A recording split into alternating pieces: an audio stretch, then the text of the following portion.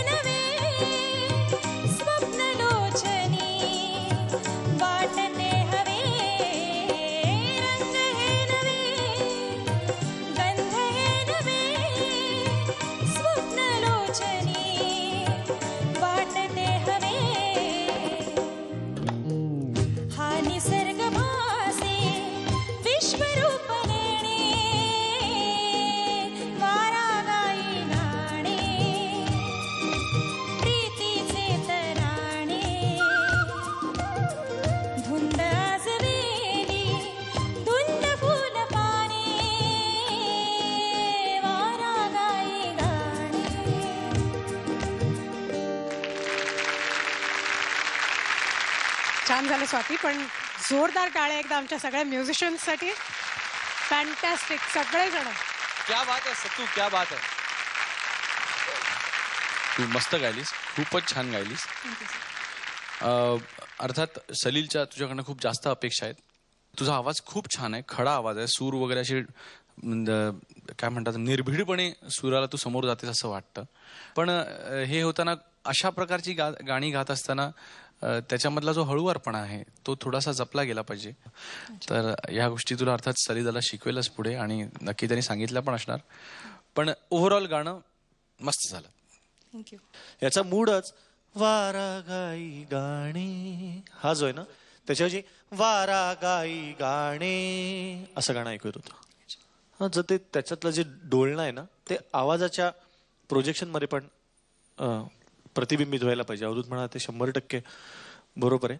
पण म्हणजे गाणं वाईट नाही झालं. तुझं जितकं चांगलं होईल असं सुरुवातीला वाटलं त्या मानाने थोडं 90% झालं इतकंच. हा, तर पुढच्या गाण्यामध्ये हा प्रयत्न कर की जे आपलं गाणं आहे ते अख्खच्या अख्खं इथे उमटायला हवं. हरकती घेताना आपण म्हणजे 2 प्रकारच्या गृहिणी असतात. एक असतात त्या घरी बसतात आणि एक असतात त्या घर सांभाळतात. हरकती पण 2 प्रकारच्या असतात, अशा की त्या घरी बसणाऱ्या गृहिणींसारख्या नको, घर सांभाळणाऱ्या गृहिणींसारखी हरकत मजा घेत घेत हरकत घेतलीस तर जास्त चांगलं.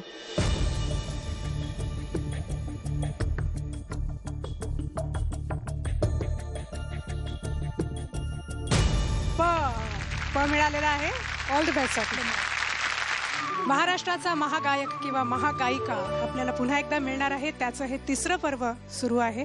महाराष्ट्राच्या कानाकोपऱ्यातून 15 ते 30 ह्या वयोगटातले वेगवेगळे स्पर्धक आपल्या इथे आलेले आहेत. 36 जणांची निवड झालेली आहे. 6 जण आज आपल्यासोबत आहेत या पहिल्या भागासाठी. 6 जणांचं एक गाणं आपल्याला ऐकून झालेलं आहे. आता मात्र आणखीन एक गाणं ह्यांच्याकडून ऐकायचं आहे, आणि त्यासाठी पुढची स्पर्धक आपल्यासमोर येते. टाळ्यांनी स्वागत करूया अश्विनी देशपांडे.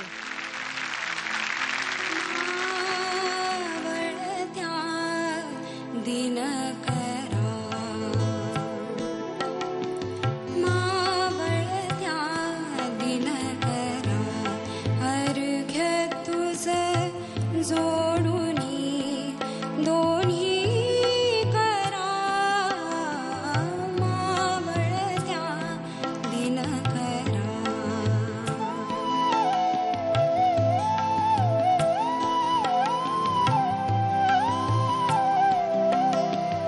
जो तो वंदन करी उगवत्या, जो तो पाठ फिरवी मावळत्या, जो तो वंदन करी उगवत्या, जो तो पाठ फिरवी मावळत्या, रीत जगाची ही रे सवित्या, स्वार्थ परायण परा, मावळत्या दिनकरा, अर्घ्य तुझ जोडुनी दोन्ही करा, मावळत्या दिनकरा.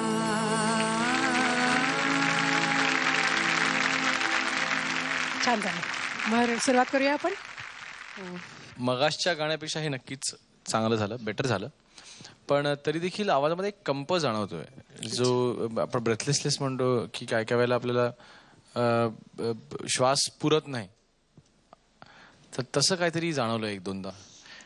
पण तयारी मस्त होती. म्हणजे गाणं इथे पूर्ण होतं, पण इथनं येताना काही वेळेला प्रॉब्लेम झाला. उदाहरणार्थ अर्घ्यचा सूर जो आहे, अर्घ्य तुझं, तर तो अर्घ्यचा सूर फार फार कठीण आहे लागायला, आणि तो पहिल्याच वेळेला अगदी करेक्ट आणि पॉइंट असा लागतो तसा लागला. इतका छान लागला. गाण्याचा ओव्हरऑल इम्पॅक्ट म्हटलं तर खूप छान होता. ती जी संध्याकाळ उभी राहायला हवी गाण्यामधनं, ती खूप छान उभी राहिली या गाण्यामधनं. त्याच्यामुळे त्याच्यासाठी खूप मनापासून अभिनंदन. ओळीच्या शेवटी असं वाटत होतं की आता श्वास संपतोय, म्हणून ते थरथर होते. त्याच्यावर विचार करायलाच हवा की आपण श्वास आधी घ्यायला हवा होता का, असा विचार करायला हवा. पण मगापेक्षा सुराला पण हे जास्त चांगलं होतं.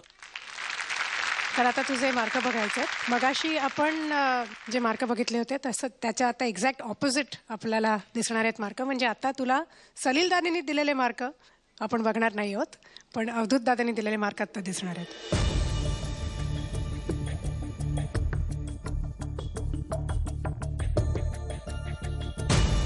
प पर्यंत मिळालेले आहेत. Ashwini, all the best.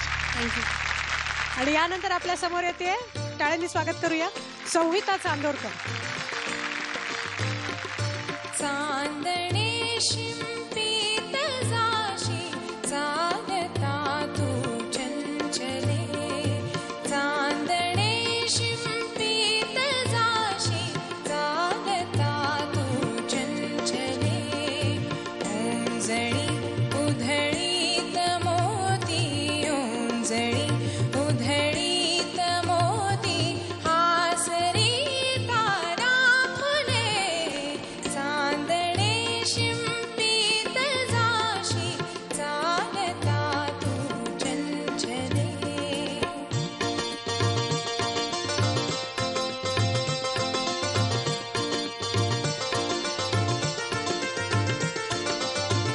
वाहती आकाशगंगा की कटीची मेखला, वाहती आकाशगंगा की कटीची मेखला, की कटीची मेखला, तेजपुंजाची झळाळी तारपदरा गुंफिले, ओंजळी उधळीत मोती, हासरी तारा फुले, चांदणे शिंपीत जाशी चालता तू चंचले, चांदणे शिंपीत जाशी चालता तू चंचले. Very nice. सलील दादापासून सुरुवात. बेसिकली मस्त झालं. तुम्ही सगळे मस्त गाता म्हणून तुम्ही इतक्या 1000 लोकांमधनं 36 लोक इथे आले, त्यामुळे तुम्ही मस्त तर गाताच, मजा आलीच ऐकायला. पण असं सारखं वाटत होतं की एक खोली कमी आहे घरात.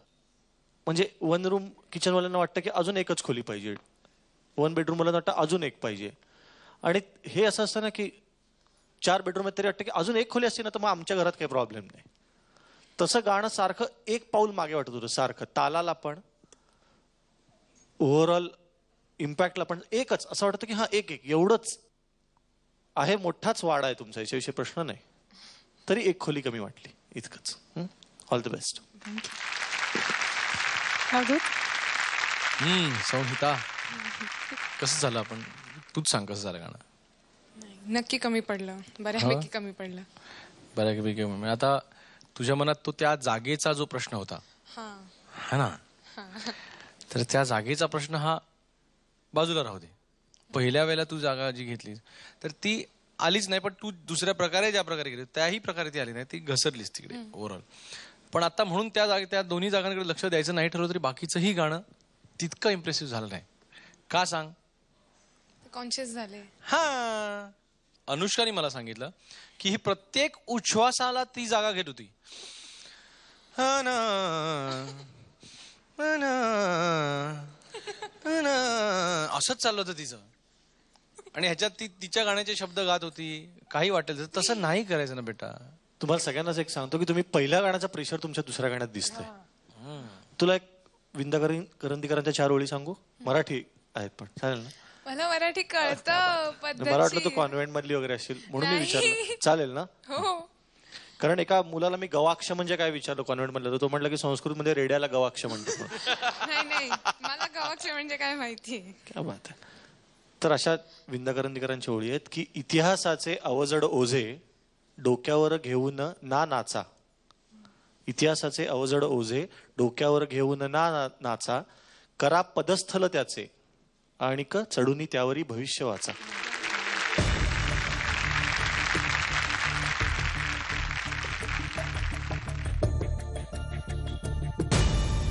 पर्यंत मिळालेले आहेत. संहिता, ऑल द बेस्ट.